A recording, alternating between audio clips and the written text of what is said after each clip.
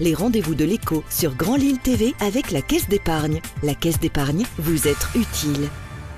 Bonjour à toutes et à tous, bienvenue sur Grand Lille TV pour une nouvelle édition du Rendez-vous de l'écho. Nous accueillons aujourd'hui Quentin de Roissard, bonjour. Bonjour. Vous êtes le PDG de Bastille Legacy.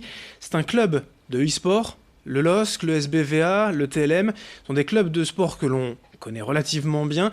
Le e-sport, c'est encore un peu méconnu, ou en tout cas du grand public. On ne parle pas d'une entreprise. Ici, on parle d'un club de e-sport. Pour vous, la différence, elle est importante ? Alors, sur les clubs d'e-sport, donc en effet, c'est très proche des clubs de sport. Dans la manière de se construire en lui-même, c'est exactement la même chose. Des joueurs professionnels, voire amateurs selon le niveau, avec un staff d'encadrement, pareil, selon les niveaux de championnat auxquels on participe. Et du coup, on participe de la même manière des compétitions. Le côté entreprise en elle-même, en fait, ça va dépendre, hein, puisque comme dans le sport, selon les niveaux, il y a des clubs professionnels qui sont des sociétés, comme Bastille Legacy, et des clubs qui sont des associations, en fait, qui sont plus sur un niveau semi-professionnel, voire amateur. Si vous venez nous parler, j'imagine que l'ambition, c'est d'être professionnel, c'est de gagner de l'argent à terme. Comment ça se passe, du coup, en termes d'histoire de Bastille Legacy, d'où vient le projet ? Donc en fait, c'est une bande de potes, on est 4 potes passionnés d'e-sport depuis très longtemps, qui venons de différents milieux, marketing, digital, de la vidéo, et on a décidé début 2018 de lancer le projet de la création de ce club. Et c'est arrivé tout doucement, donc on a travaillé dessus, on a pu le créer vraiment en août 2018, et on s'est lancé donc sur 2 jeux, donc League of Legends, Fortnite, donc c'est des noms un petit peu spécifiques. Mais parmi les jeux les plus populaires du Mais parmi moment, les jeux, voilà, des jeux assez populaires sur PC, console aussi pour Fortnite. Le e-sport, donc en résumé, c'est du jeu vidéo en ligne, hein, assez simplement. La différence quand même, vous parliez des clubs de sport traditionnels, c'est qu'on se concentre ou sur le football ou sur le volley. On peut avoir des clubs omnisports. Là, c'est le cas aussi finalement. Vous êtes un club omnisport, vous avez différents... C'est ça. En fait, si on devait faire la comparaison au niveau du club e-sport, on va dire qu'on a plusieurs disciplines. Voilà. Qui correspondent à chaque fois différents jeux. Donc c'est comme un club omnisport s'il y avait du foot, du volley, du handball. Comment ça se passe au niveau de la structure ? Vous recrutez des joueurs, vous les inscrivez ensuite en compétition en payant leurs droits et puis s'ils gagnent, vous récupérez un peu de leur prize money, on va dire, c'est ça le concept ? Alors, en fait, voilà, il y a tout l'aspect recrutement de joueurs. On a donc des spécialistes, des scouts, hein, comme dans le sport. On va donc former des équipes. Des fois même, c'est des joueurs qui arrivent avec plusieurs partenaires qui connaissent déjà et disent « bon, nous, on veut travailler ensemble ». Donc derrière, on continue à former l'équipe de cette manière-là.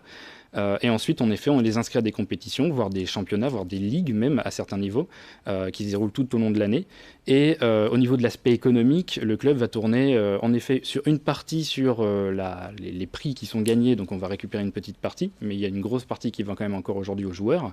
Et ensuite, sur l'aspect énormément de sponsoring, principalement, de par en fait la visibilité qu'on a en tant qu'équipe et avec nos joueurs, soit par les événements qu'on fait, soit en tout cas nous sur notre métier, une de nos expertises c'est la vidéo, donc toutes les vidéos qu'on met en avant et l'engagement qu'on crée au niveau des réseaux sociaux, et puis les lives, le streaming qui sont donc là vraiment un aspect spécifique où les joueurs jouent directement en ligne, en live, et peuvent communiquer avec leurs fans.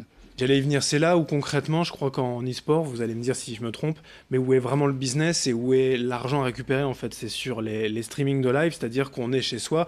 Et comme si on regarde la Ligue des Champions au football, on regarde les championnats du monde et c'est là, sur ces vidéos, qu'on peut récupérer un peu d'argent. Ouais, voilà, exactement. En fait, il y a toute une partie, c'est très digital en fait finalement l'e-sport. Donc même s'il y a beaucoup de physique aussi, donc c'est sur des très gros événements, mais là où on va pouvoir vraiment monétiser au fur et à mesure et on va dire de manière assez récurrente, c'est vraiment sur la visibilité des lives qu'on peut mettre au point. Donc par exemple, on a un studio. On va produire de la vidéo dans nos studios, mettre en avant nos joueurs. Le régisseur il va choisir sur quelle partie il y a le plus d'action, quel joueur mettre en avant s'il commence à s'énerver un petit peu. Et puis derrière, forcément, il y a tout un écosystème qu'on met en place au niveau de nos sponsors pour les mettre en avant. Et pour celles et ceux qui nous regardent, ce n'est pas un secteur marginal, c'est pas un marché de niche quand même le e-sport. Aujourd'hui, si vous avez 2-3 chiffres à nous donner sur les millions de vues que font ces parties de LoL, enfin de League of Legends ou de Fortnite. Si on reste ne serait-ce que sur la France, aujourd'hui, c'est 2 millions de pratiquants, 5 millions de consommateurs. Donc évidemment, ça paraît une niche en fait par rapport au grand public qui ne connaît pas encore très bien. Enfin, il y a 2 millions de licenciés en football, donc vous voyez, par exemple, en France, on peut étalonner sur ces chiffres. Exactement, c'est ça. Donc aujourd'hui, il n'y a pas encore de fédération dans l'e-sport, c'est une association qui s'appelle France e-sport, qui travaille avec le gouvernement, dont on fait partie aussi, et pour développer, structurer, légiférer le milieu. Mais derrière, en effet, il y a énormément de personnes qui jouent. Puis le jeu vidéo, c'est aujourd'hui vraiment quelque chose de très global. Et de par en fait, le développement d'Internet en général, ça a créé vraiment cette capacité de facilement pouvoir jouer en compétition face à d'autres joueurs. Et l'interaction est d'autant plus intéressante pour tout le monde. Et puis juste encore une fois, je me mets vraiment à la place du Candide, mais les joueurs professionnels aujourd'hui, peut-être pas les Français, qui sont pas pour l'instant les meilleurs, mais gagnent comme des footballeurs professionnels. Alors peut-être un peu moins, des Coréens pas même, qui sont pas très loin non plus. Peut-être pas quand même déjà comme des footballeurs professionnels, mais c'est vrai qu'à très haut niveau, les salaires commencent à être très élevés. Il y a des mercatos, il y a forcément le besoin d'aller chercher pour les clubs les meilleurs joueurs, et donc on augmente énormément au fur et à mesure les salaires. Mais il y a aussi des très bons joueurs français.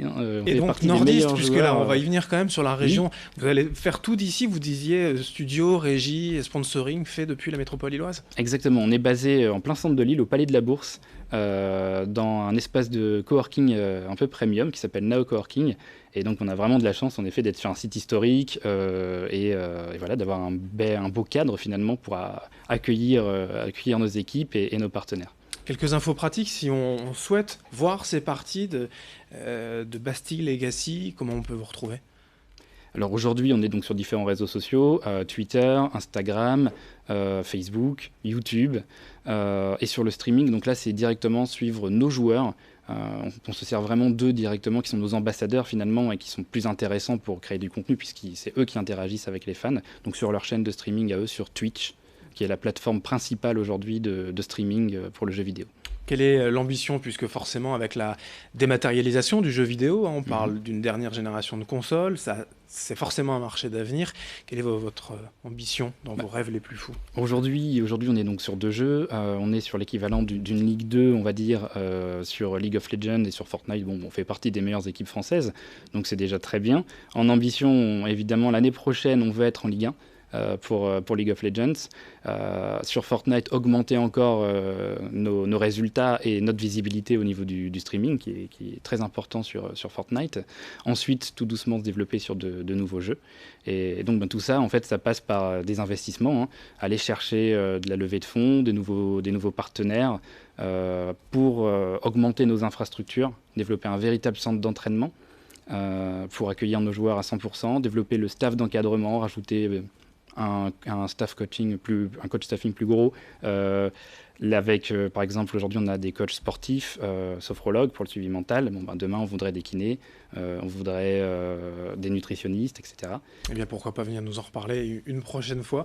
Il est temps de se quitter. Merci Quentin de Roissard, PDG de Bastille Legacy, donc du e-sport ici dans la région. Merci. Merci de nous avoir suivis. Dans un instant, l'info continue. Les rendez-vous de l'écho sur Grand Lille TV avec la Caisse d'épargne. La Caisse d'épargne, vous êtes utile.